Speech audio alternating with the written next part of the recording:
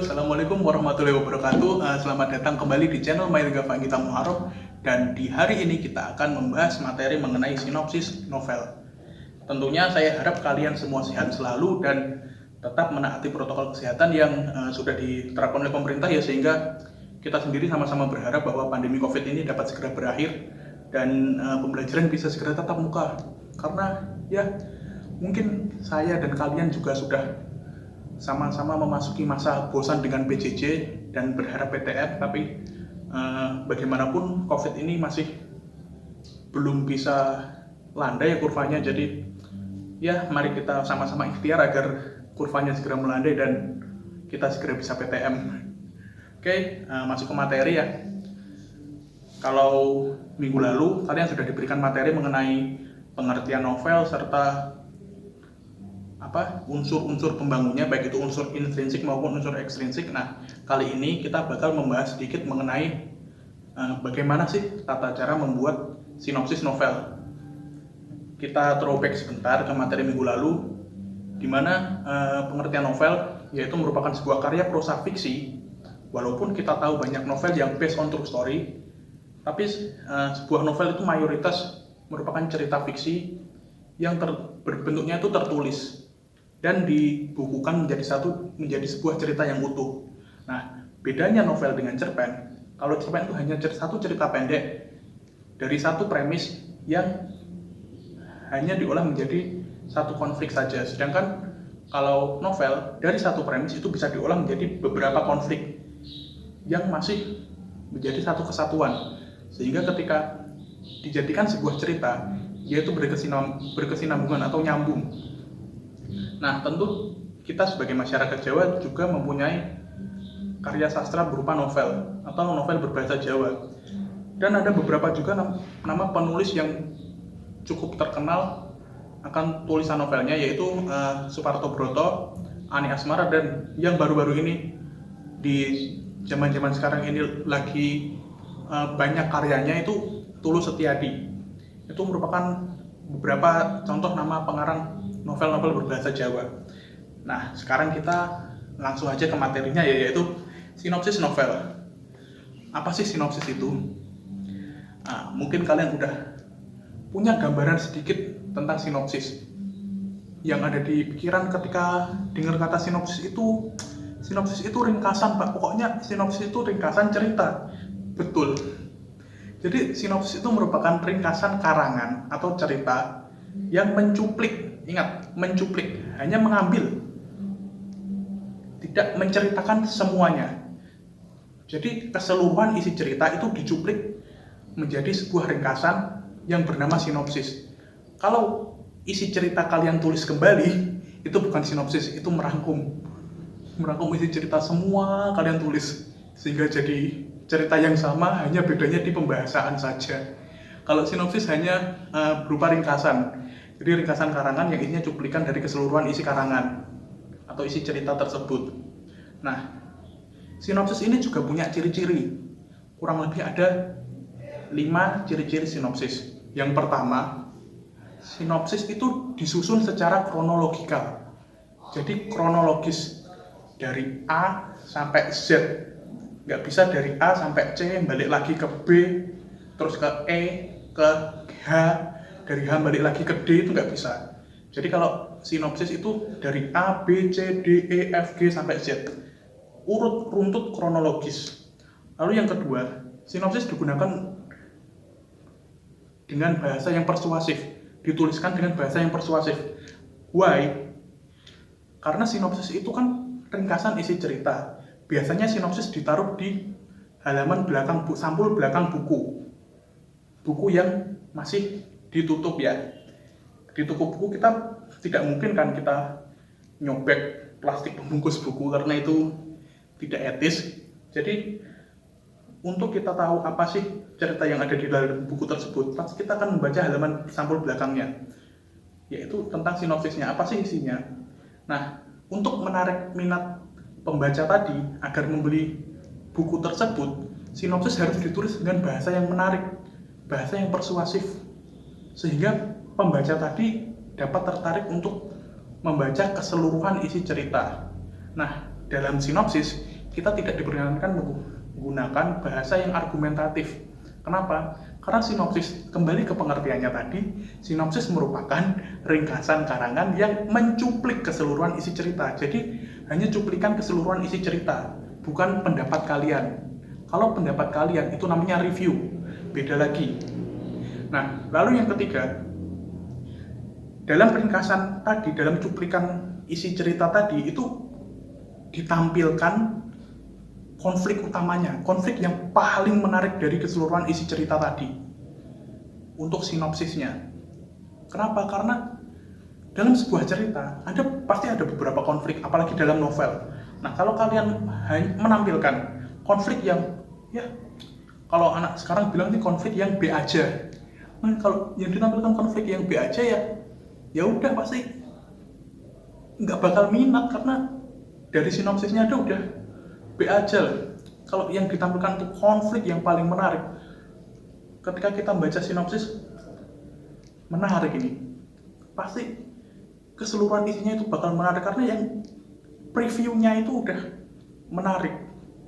Jadi ingat, gunakan konflik yang paling menarik, konflik yang paling wow, konflik yang paling yang paling cetar, membahana ulala gitulah pokoknya. Jangan menggunakan konflik yang B aja. Lalu ciri-ciri sinopsis adalah tulisan tadi menimbulkan rasa penasaran setelah membaca. Kelanjutannya gimana sih? Biasanya endingnya bagaimanakah kelanjutan kisah cinta A dan B, seperti itu. Ya nggak tahu kelanjutannya gimana kalau kita nggak baca novel. Kita penasaran kan gimana sih kelanjutan cerita cintanya tadi, sehingga kita harus membaca keseluruhan. Wah, kayak kalau sinopsisnya tadi konfliknya kayak gini, diceritakan urut, lalu endingnya bikin penasaran, pastinya kita akan membeli buku tersebut. Kenapa? Karena kita ingin membaca keseluruhannya, kita penasaran akan kelanjutan isi cerita, seperti itu. Dan yang terakhir, sinopsis itu harus ringkas. Biasanya untuk sinopsis cerpen itu hanya perlu 1 paragraf, sedangkan untuk sinopsis novel itu kita biasanya menuliskan dalam 2-3 paragraf saja, yang ringkas, singkat, padat, jelas, ringkas.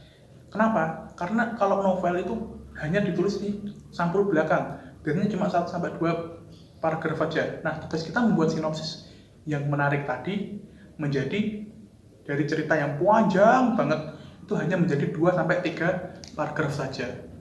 Nah, lalu untuk cara penulisan sinopsis agar menarik, ada loh tekniknya ternyata.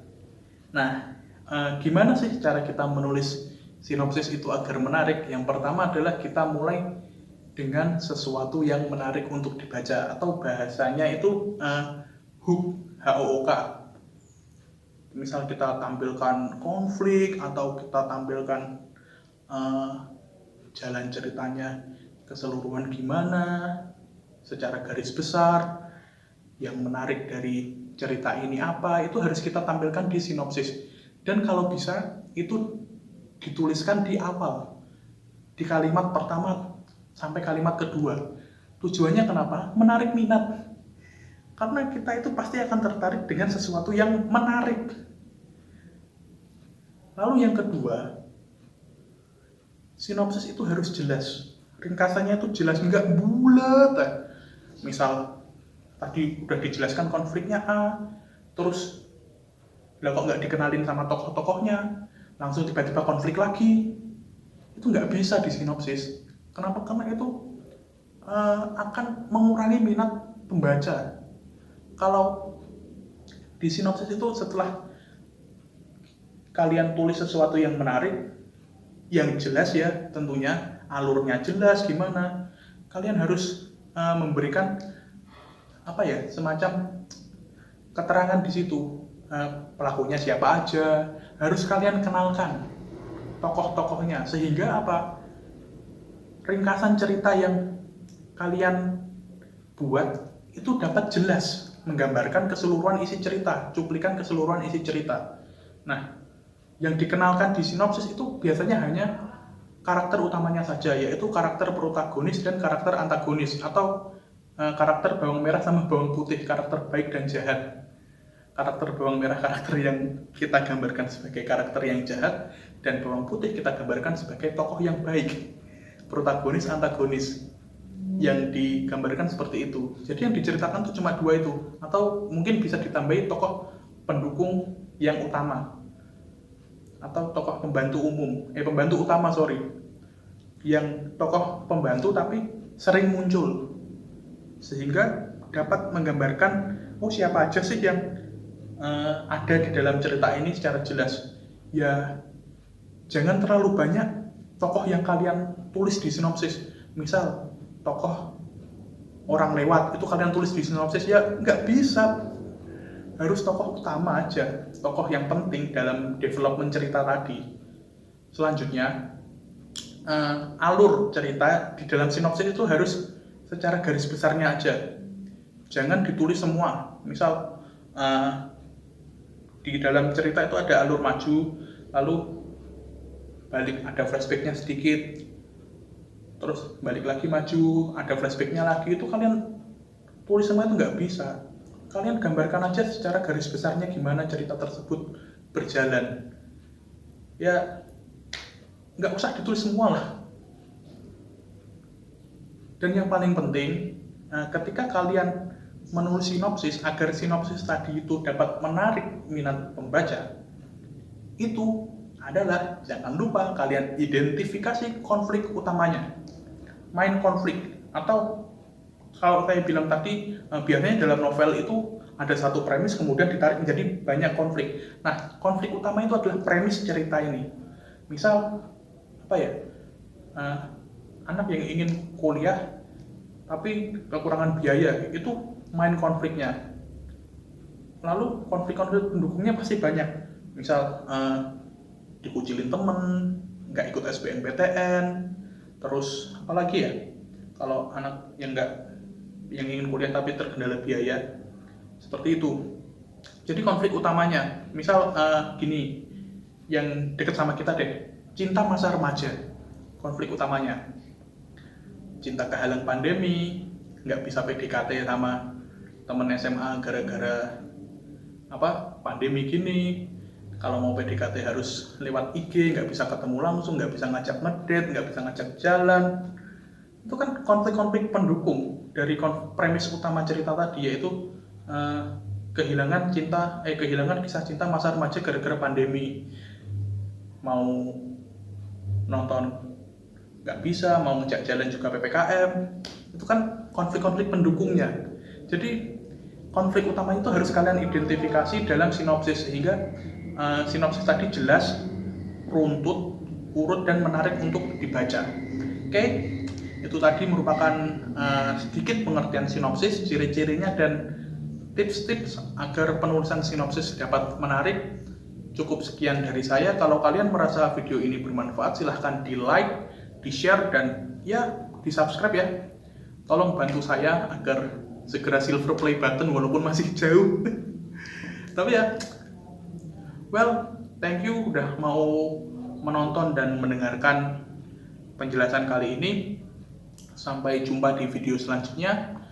Tetap semangat walaupun masih PJJ, dan jangan lupa untuk selalu menaati protokol kesehatan yang sudah diterapkan oleh pemerintah. Sampai jumpa dan see you. Wassalamualaikum warahmatullahi wabarakatuh.